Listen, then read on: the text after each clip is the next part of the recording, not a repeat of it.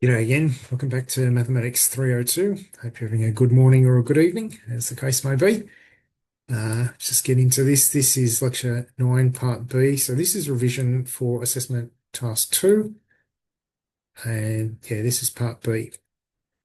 So I've split this into this first column will be part B and this second column will be part C. So let's get into it.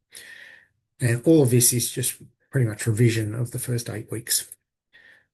Okay, so all we're going through is just I've created examples or I've used some examples from previous lectures. So going through it, hopefully it's helpful for your reminder, for you to recall. Okay, so show convergence. Show that n squared plus 1 over n does not converge. So you want to show that it's either not monotonic or it's not bounded or it diverges. Or you want to show one of those two things. If you're showing it does converge, you want to show it's monotonic and bounded. But in this instance, we're showing it not converging. As soon as you've proved something doesn't work, you're done because you've got not convergent. Convergent, you want to show monotonic and bounded. So best proofs are contradictions. You can't use given knowledge to do a proof. So if you know that this above series diverges, you can't use that. You can't just say, oh, I know that series converges. Yeah, too bad. Same if you want to prove Pythagoras, or if you're doing it in class with a student and you say to the student, prove Pythagoras' theorem is true. You can't use Pythagoras' theorem to prove Pythagoras' theorem. You have to use other things to do with lines, angles, etc., to prove Pythagoras' theorem. Same with us. We can't say that this diverges because that's what we're trying to show. So we're going to assume the series converges to 0. And we're going to simplify the equation. You don't have to do this, but I did. I'm going to simplify it to n, so n squared divided by n is n, and then 1 divided by n is obviously 1 over n. So now as n approaches infinity, I'm going to get infinity plus 0, which diverges. So I'm assuming it converges.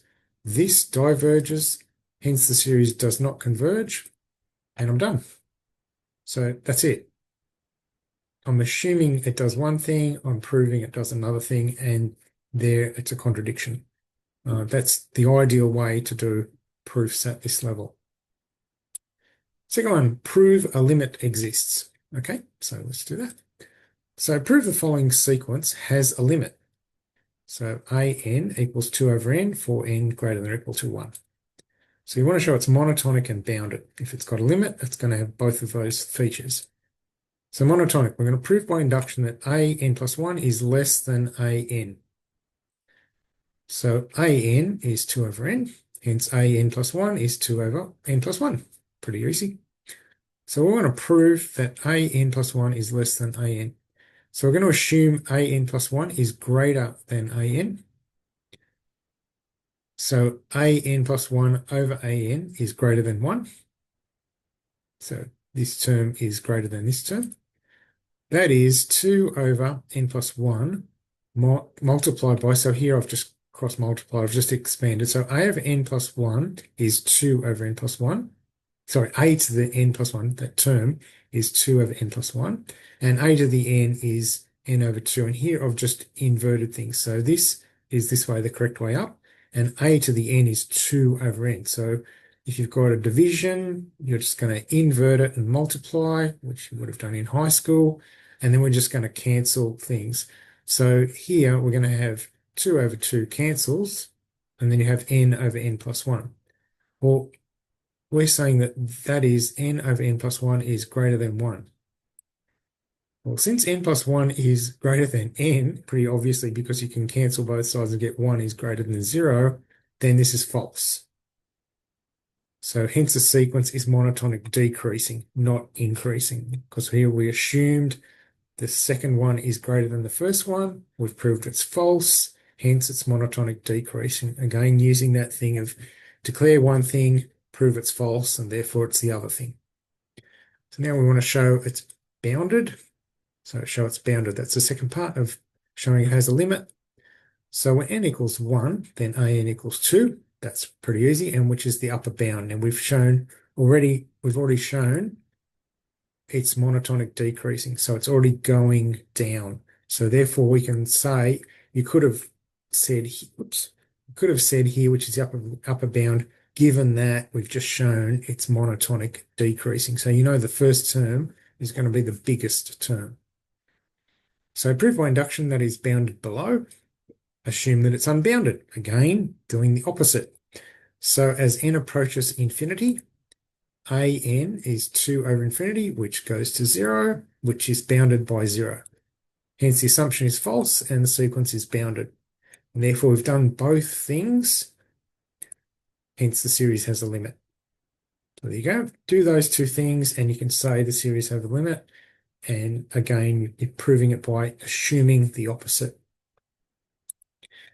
Infimum and supremum. It's an interesting word, infimum. Determine whether a to the n of sec n, where n is in between minus 90 and 90. And here I've just done greater than, less than. That's sort of a Garrick error. Apologies for that. You could have both the same. It's not really going to matter. Whether I did greater, less than, or less than or equal to, less than or equal to. I've just accidentally not done it consistently, which I should do. Determine whether that has an infimum and or a supremum. So it might have one or the other or none. And I've just drawn a graph there of what that would look like in between minus 90. My image is a little bit in the way there, but you can see what it looks like in between minus 90 and 90. And I've just picked those at random just to give you an example prior to your assessment. So sec 0 is 1, hence the infimum n equals 1 is included in the set and therefore valid. So we're looking at values of y. This is 1, so we can see that's the lowest value. What is the upper value? We're going in between 90 and so minus 90 and 90. So sec minus 90 is infinity, and sec 90 is also infinity. Therefore, the set is not bounded since a to the n approaches infinity at either end. So it wouldn't matter whether you put less than equal to. If it's approaching infinity, it's going to infinity, which means it's not bounded. So as soon as you see that it's heading towards infinity, in fact, I think if you do sec 90 or sec minus 90 in your calculator, it may come up with an error. It won't come up with the infinity symbol. Hence the set has no supremum, and that's it. So that will be that question. Has it got an infimum supremum? Well, yes, it's got an infimum, which is 1. And has it got a supremum? No, because it's unbounded. It's infinity.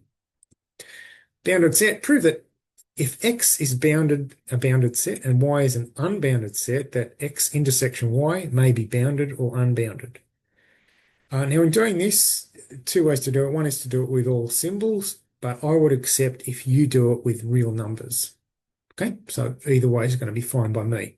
Ideally, you do it with letters, but I'm going to accept perfectly if you do it with numbers. So I've done it with numbers here to show you what I mean. So case 1, X is bounded by 0 and 2, so there's square brackets. It's bounded by 0 and 2, and Y is unbounded by 1 and infinity. So here we're saying it's unbounded, doesn't get to 1. Now, standard is to use the curved bracket on infinity because you can't actually get to infinity, because if you got there, then you could just add 1 to it and go, oh, what's 1 plus infinity? So that's the standard to say there it's heading to infinity. But here we're saying this is unbounded. It doesn't actually get to 1. So we've got case 1. Then X intersection Y it doesn't actually get to 1, but it's bounded at 2. So the whole thing is unbounded.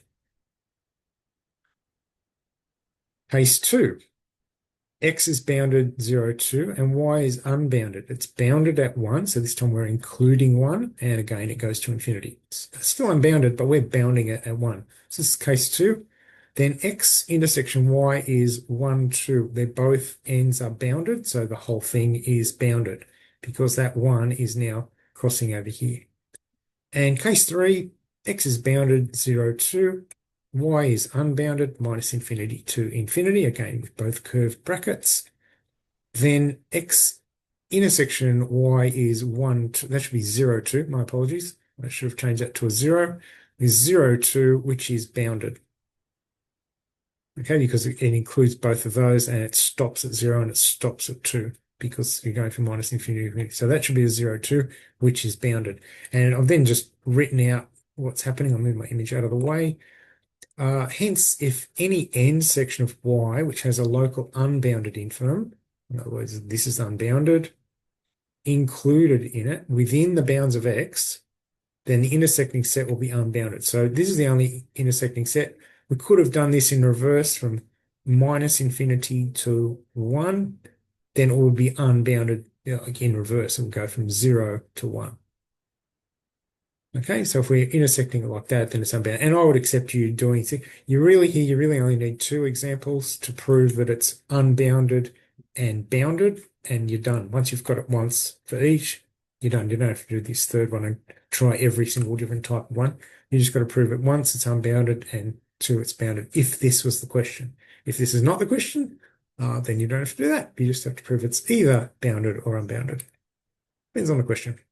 Okay, cluster point. Determine the cluster points of 0, 1, 2, 3, 2, 2, 2, 2. So obviously it's clustering at 2. That's a pretty easy one, isn't it? Trying, trying to think of questions here as I was doing it, trying to think, don't give him the exam question. Don't give him the exam question. So that's what's going through my head. If you see this question, you go, that's really simple, sir. Yeah, that's why, because I did want to give you the exam question.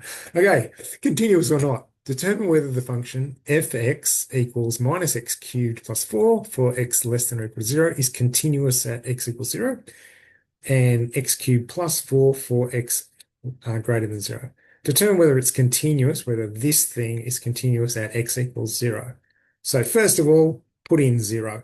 Now, if you're putting in 0, you're going to use this part here because that's where x can equal 0. So we're just going to put 0 there. So we get minus 0 plus 4. Well, that equals 4. So f(0) exists. Tick, that's our first thing. We want to know that it exists at the point because otherwise it cannot be continuous. Second thing, we want to know the calculated limit as x approaches 0. In this instance, 0. It could be x approaches 1 or 2 from above and below. So from below, we're going to use this one because it's coming from below. So this is less than 0. So and I've just put in 0.1 plus 4 equals 4.01, and that's going to 4. You could write some more examples there, but I've just put in 0.1. And then from above, if I put in 0.1 again, so I'm going to go 0.1. Should that be 0.1? I should probably put in, because that's 0.1 cubed, isn't it?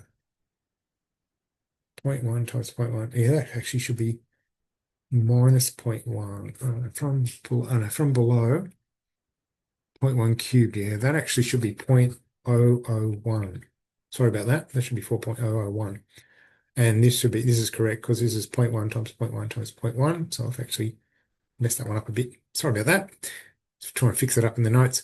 So then you get 4 plus that is 3.99. And again, that's approaching 4. Therefore, it's a continuous function. So slight error there in putting in 0.1 where I should be going.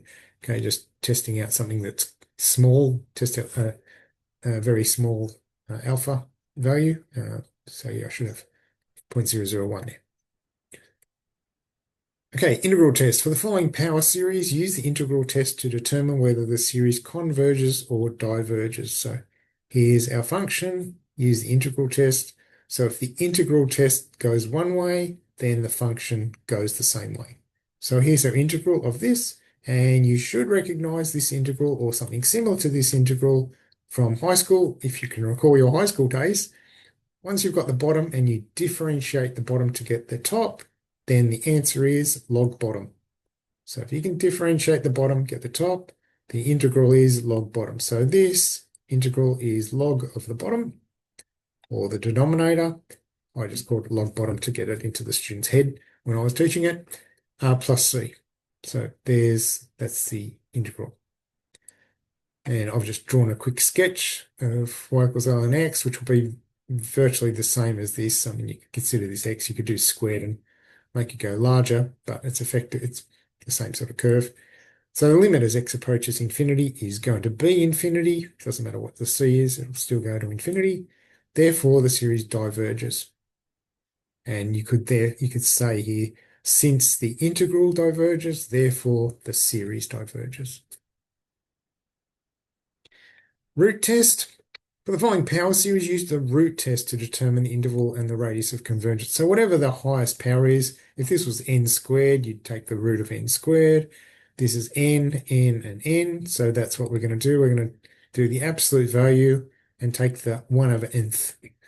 Okay, so 1 over nth, 1 over n multiplied by n is going to give us 1. 1 over n multiplied by there is going to give us 1. So 3 times 1 is 3. 1 over n times n is 2 times 1. And then this will be plus 1 over n. So then we get this.